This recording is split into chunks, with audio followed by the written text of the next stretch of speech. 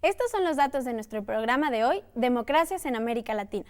El Latinobarómetro es un estudio de opinión pública que realiza entrevistas en 18 países de Latinoamérica.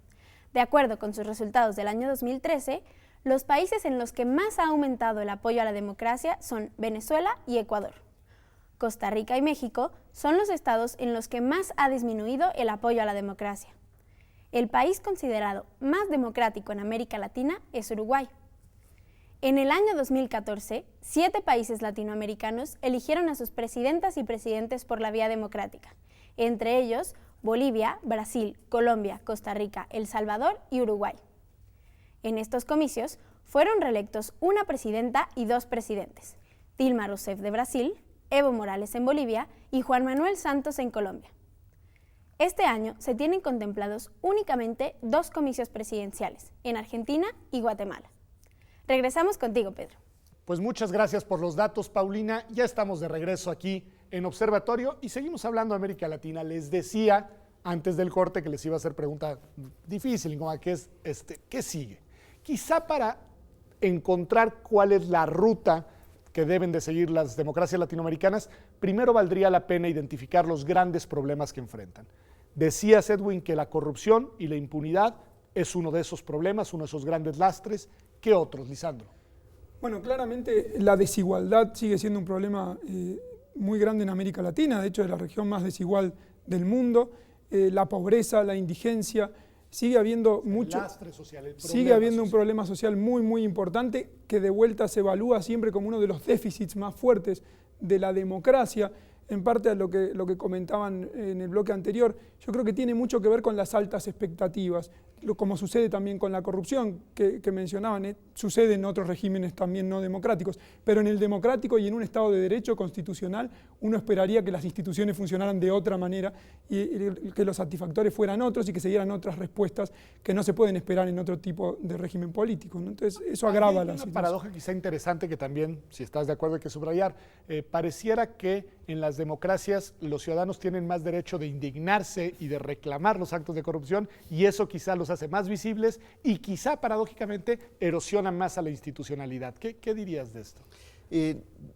No es que necesariamente tengan más posibilidades de indignarse o de quejarse sobre el estado de cosas. Creo que tiene que ver correlacionar esto con el ejercicio de ciertos derechos, con la posibilidad no solo jurídica, sino material, de que pueda llevar a cabo una serie de inconformidades a la luz pública, por ejemplo, a través de mi derecho de libertad de expresión, que la prensa sea libre, que se pueda hacer el periodismo de manera óptima, que haya canales institucionales en los cuales la sociedad pueda inconformarse ante una política pública, ante una decisión del gobierno, o que la sociedad pueda salir a las calles y generar una serie de acciones colectivas como pudiera ser una marcha, etcétera. Creo que ahí la sociedad sí va avanzando en ese sentido, en la medida en que hay una correlación entre generar un límite al ejercicio de estos derechos y la sociedad realmente consolidarse como un agente promotor del cambio. Creo que en ese sentido ahí es donde está la correlación de lo que tú me señalas. ¿Estarías de acuerdo, Lisandro? Sí, en general, sí, creo que también, como también se mencionaba en el otro bloque, sobre todo en muchos países es difícil hacer una generalización, ¿no? Hay muchos, y se ha escrito también sobre temas de autoritarismos competitivos, por ejemplo, que se suelen dar en regímenes subnacionales, a nivel subnacional, estatal o municipal, a pesar de que estamos hablando de una democracia, hasta democracias consolidadas a nivel nacional. Entonces es muy heterogéneo el panorama y podemos encontrar puntos donde los autoritarismos, si uno quiere, a pesar de que el marco es democrático y competitivo, todavía se dan prácticas que marcan retrocesos a niveles subnacionales, ¿no? Hablábamos de este tema de la identificación de los rezagos y de los problemas, corrupción, impunidad, pobreza, desigualdad, y tú has hablado de derechos, Edwin. ¿Cuál es la situación de los derechos humanos en la región o, si quieres, como hemos hecho hasta ahora, creo que de manera correcta, en algunos países en particular? No, yo tengo la impresión de que ha habido avances significativos en la región, sin duda, tanto en la consolidación de los diseños institucionales, en los cuerpos constitucionales y sus normas secundarias, en abono al ejercicio de ciertos derechos, fundamentalmente de ciertos derechos civiles, de ciertos derechos políticos, de derechos económicos, sociales y culturales. A lo mejor todavía hay una veta muy importante por explotar. Pero tú dirías, la agenda de los derechos ha avanzado. Creo que significativamente ha avanzado, pero creo que ha avanzado también bajo una situación pendiente. Ha avanzado en el terreno de lo formal, pero no necesariamente eso se ha traducido de manera óptima, de manera consolidada en el terreno de lo material.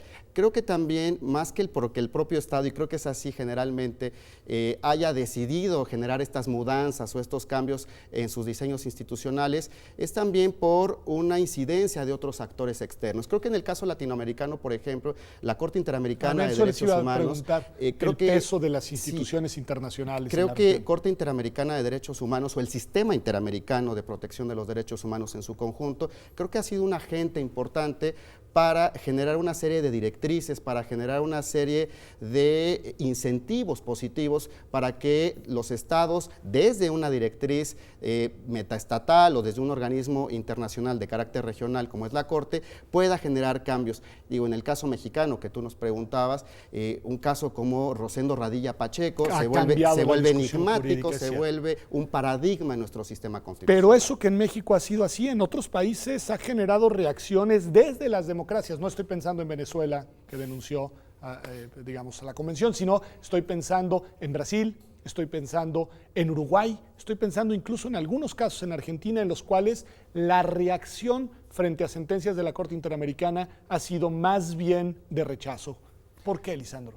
En general también hay posturas en los distintos países. Yo obviamente puedo hablar con más sustancia del caso argentino, donde incluso ha habido problemas con el mismo Poder Judicial nacional, ¿no? En el mismo país. Está muy señalada la autonomía del Poder Judicial, en general la incidencia del Ejecutivo es fuerte, como mencionaba antes, y esto de por sí, hay gobiernos a los que no les gusta que les señalen particularmente. Que desde fuera les digan. Exactamente, si no les gusta que desde dentro les digan, muchas veces les gusta menos que de fuera les señalen violaciones que pueden estar incurriendo a los derechos humanos, sobre todo, como sucede en Argentina, cuando un gobierno se dice defensor de la bandera de los derechos humanos y ha tomado algunas acciones en ese sentido para un lado, ¿no? Desde otro lugar no les gusta tanto que señalen déficits que puede haber todavía, sobre todo en el ejercicio de los derechos de ciertos sectores de la población. Bueno, y hay otro actor que lamentablemente no podemos dejar de mencionar y de analizar y de tomar en cuenta, y es este fenómeno de la criminalidad organizada, que no es exclusivo de Colombia y de México, como algunos piensan y sostienen, y que lamentablemente ha venido cobrando una fuerza muy importante en toda nuestra región y condicionando políticas públicas que no necesariamente abonan en la dirección democrática. Yo coincido contigo, Pedro, en todos los sentidos respecto a este punto. La incidencia del crimen organizado, creo que el problema es que ha redundado en todas las aristas de lo social, de lo político, de lo económico.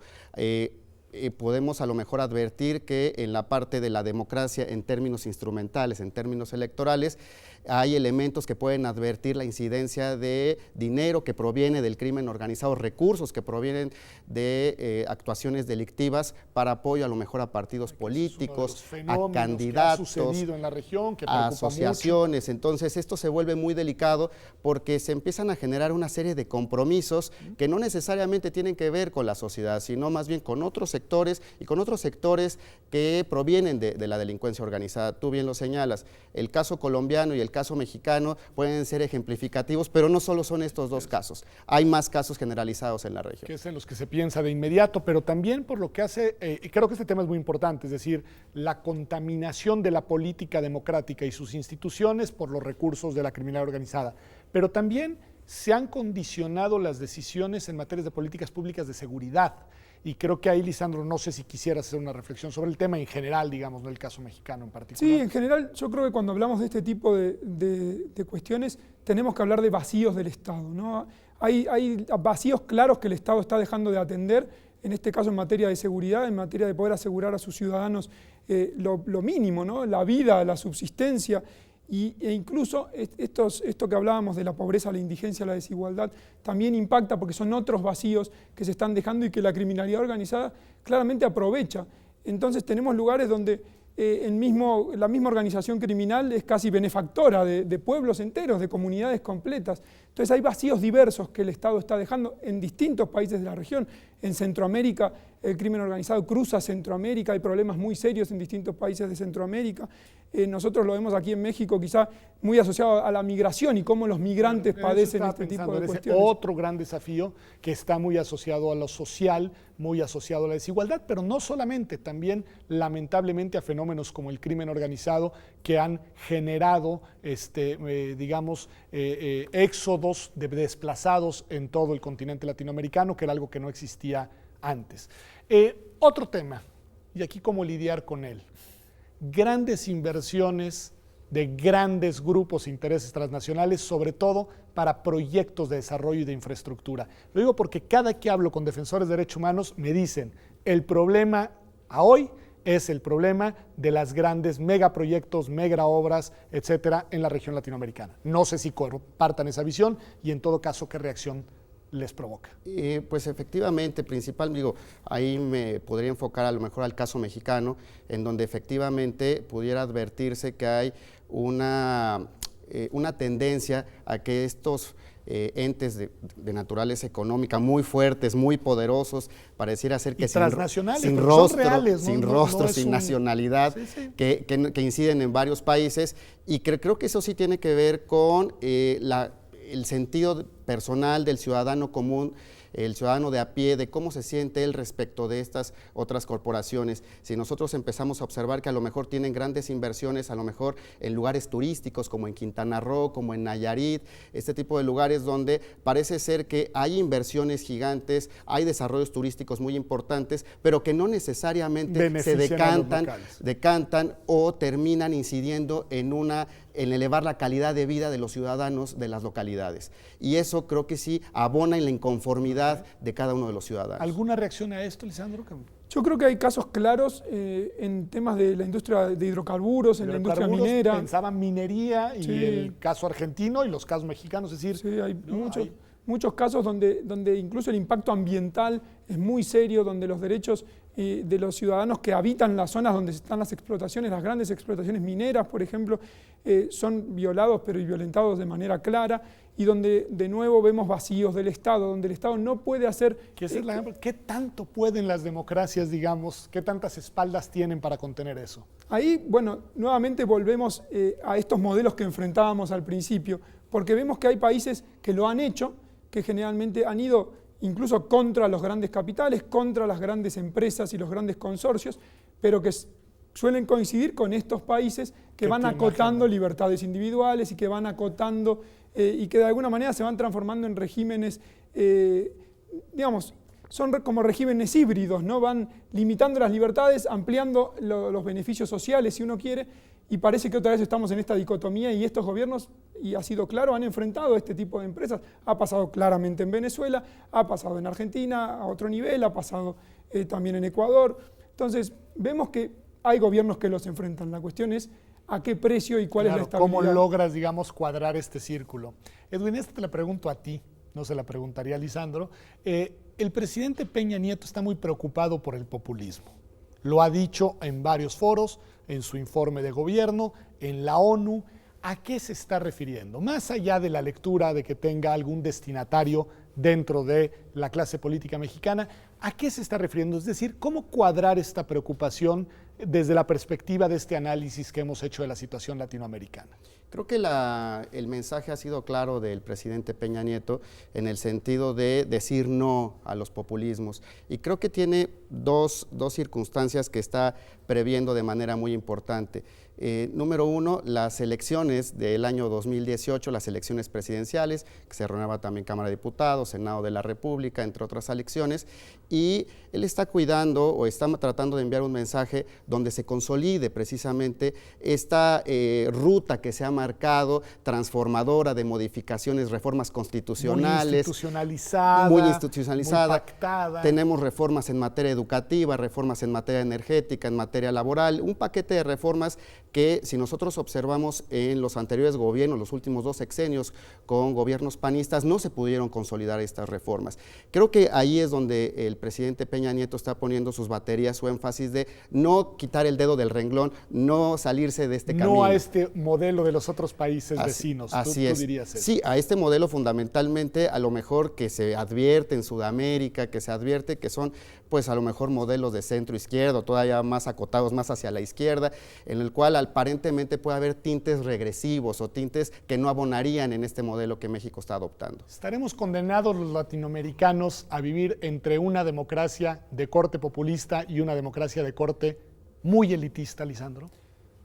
Bueno, creo que una cosa da paso a la otra, digamos. Creo que la crítica fuerte en la región a las democracias elitistas, a las democracias que dejaban de representar a grandes segmentos de la población y donde sí, muchas personas, realmente muchos ciudadanos no veían reflejados en las decisiones de las instituciones gubernamentales sus necesidades y sus preocupaciones, es lo que da paso también a este tipo de liderazgos que se pueden llamar populistas, como estamos haciendo referencia, el hecho de que muchas veces este tipo de gobiernos giran en torno a una personalidad fuerte, a una personalidad que intenta vincularse directamente, a generar un vínculo directo con la ciudadanía, con sus electores, y en este caso suele debilitar las instituciones de la República. Si uno quiere, el Congreso en general pierde un poco de fuerza, o es cooptado y dominado por el mismo Ejecutivo, o pierde fuerza. Ha habido casos incluso de que han cerrado congresos. Entonces, se dan también este tipo de fenómenos por un descontento con lo que está sucediendo con las democracias elitistas, porque no olvidemos que estos líderes llegan al gobierno a través de procesos electorales. Entonces la ciudadanía los apoya y los vota. ¿Ese será el peligro que tanto anuncia el presidente Peña Nieto? ¿Tú dirías es exactamente? Probablemente los pudieran advertirlo en el sentido de, efectivamente, no solo estamos hablando de que una persona, un personaje distinto pudiera llegar al gobierno de México. Esta amalgama y satisfacción con las instituciones. Sino la conjunción entre la debilidad institucional en algunos rubros, la insatisfacción social en otro sentido, y las elecciones, que siempre son una preocupación fundamental, principalmente la elección de los poderes ejecutivos, de las figuras fundamentales de las elecciones en Latinoamérica por los propios sistemas presidenciales. Pues esta última reflexión, Edwin, nos recuerda que entonces sí transitamos, porque el hecho de que las elecciones puedan ser el momento en el cual cambie las piezas del tablero político, lo que nos recuerda es que cuando menos en ese terreno,